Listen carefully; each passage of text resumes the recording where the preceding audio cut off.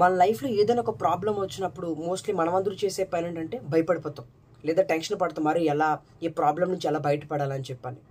Mostly ఏంటి ఏం చేయాలో అర్థం కాదు, కన్ఫ్యూజన్లో ఉంటాం. చాలా తక్కువ మంది మాత్రమే చాలా పీస్ఫుల్గా, చాలా ప్రశాంతంగా, చాలా కామ్గా ఆ ప్రాబ్లమ్ని ఎలా సాల్వ్ చేయాలి, నాకున్నటువంటి ఆల్టర్నేటివ్స్ ఏంటని చెప్పి చాలా ప్రశాంతంగా వెతుకుతారు. ప్రాక్టికల్గా చూసేటప్పటికి ఒక ప్రాబ్లం మన ముందున్నప్పుడు ప్రశాంతంగా కూల్గా ఉండి ఒక ప్రాబ్లం సాల్వ్ చేయడం అనేది చాలా tough. It is very big task అని చెప్పొచ్చు. బట్ మనం ప్రాక్టికల్ నార్మల్గా కూర్చొని మాట్లాడుకునేటప్పుడు అరే చాలా ఈజీనే, ఏ ప్రాబ్లం అన్నా ఫేస్ చేసేవచ్చు, ప్రతి ప్రాబ్లంకి సొల్యూషన్ ఉంటుందని చెప్పి చాలా ఈజీగా మాట్లాడేస్తాం. బట్ ప్రాక్టికల్గా చూసుకుంటే ఆ ప్రాబ్లమ్ని ఫేస్ చేసేవాడికి మాత్రమే తెలుస్తుంది ఆ ప్రాబ్లం తాలూకు డెప్త్ ఏంటందని. సో మీకు ఒక ఎగ్జాంపుల్ చెప్తా, మేబీ కొంచెం క్లియర్గా అర్థమవుతుంది. ఒక డాక్టర్ దగ్గరికి ఒక పేషెంట్ వచ్చారు. ఆయన పాపం ఎంతకాలం నుంచి ఎప్పటి నుంచో సమ్ హెల్త్ ఇష్యూతో సఫర్ అవుతున్నారు. మొత్తానికి రిపోర్ట్స్ చూశారు డాక్టర్ గారు ఫైనల్గా రిజల్ట్ చెప్పారు. సార్ మీకు ఇలాగా ఒక డిసీజ్ ఉంది, ఒక క్యాన్సర్ ఉంది, మేబీ మీకు 6 months కంటే ఎక్కువ టైం లేదు, ఆఫ్టర్ 6 months ఖచ్చితంగా చనిపోతారు అని చెప్పి డాక్టర్ గారు చెప్పడం జరిగింది. ఒక ఆఫ్టర్ 15 minutes తర్వాత ఇంకో పేషెంట్ వచ్చారు. పాపం ఈయన వేరొక సమస్యతో సఫర్ అవుతున్నారు.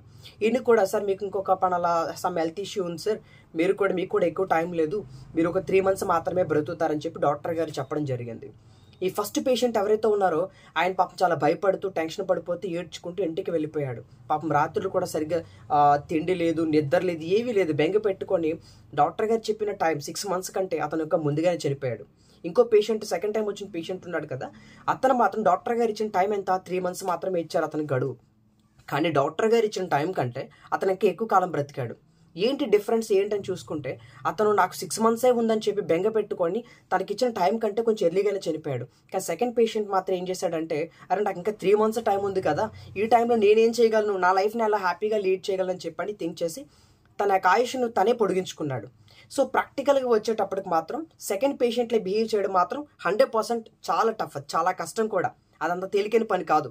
నేను మాట్లాడుతుంది పేషెంట్ గురించో, లేకుంటే డిసీజ్ గురించో, క్యాన్సర్ గురించో, అతనికి డాక్టర్ గారు ఇచ్చిన టైం గురించి, నేను చావు గురించి నేను మాట్లాడట్లేదు. నేను దేని గురించి మాట్లాడుతున్నానంటే లైఫ్లో మనకొచ్చే ప్రాబ్లమ్స్ కూడా అలాంటివే.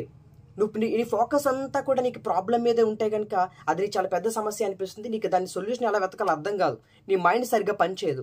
లేదా నీ ఫోకస్ మొత్తం అంతా కూడా ఏంటి ఆల్టర్నేటివ్ ఏంటి, ఇప్పుడు నాకు ప్రాబ్లం వచ్చింది, ఓకే దీని నుంచి నేను ఎలా బయటపడాలి, దీనికి ఉన్న సొల్యూషన్ ఏంటి, నేను ఇంకేమన్నా చేయగలనా, నేను చేయగలిగింది ఏముంది అని ఎప్పుడైతే నువ్వు ఆలోచించడం స్టార్ట్ చేస్తావో పాజిటివ్గా, నీకు ఖచ్చితంగా నువ్వు అనుకున్న టైం కంటే ఆ ప్రాబ్లం నుంచి చాలా త్వరగానే బయటపడతావు. సో నేను ఏం చెప్తున్నాను మీకు అర్థమవుతుందని అనుకుంటున్నా. సో లైఫ్లో ప్రతి ఒక్కరికి ప్రాబ్లమ్స్ వస్తాయి. వచ్చిన ప్రతిసారి కూడా టెన్షన్ పడిపోకుండా, కంగారు పడకుండా, ప్రశాంతంగా కూల్గా కూర్చొని ఆ ప్రాబ్లంకి సొల్యూషన్ వెతికే ప్రయత్నం చేయండి. అది కష్టమే, నేను కాదనడం లేదు. It's not a easy thing, it's not a easy task, చాలా టఫ్. బట్ ప్రతి సమస్యకి పరిష్కారం ఉంటుంది. కూర్చోండి ప్రశాంతంగా, దాని గురించి ఆ ప్రాబ్లం ఏదైతే ఉందో దాని గురించి వర్కౌట్ చేయండి. ఖచ్చితంగా ప్రాబ్లంకి సొల్యూషన్ అనేది దొరుకుతుంది. Thank you to all.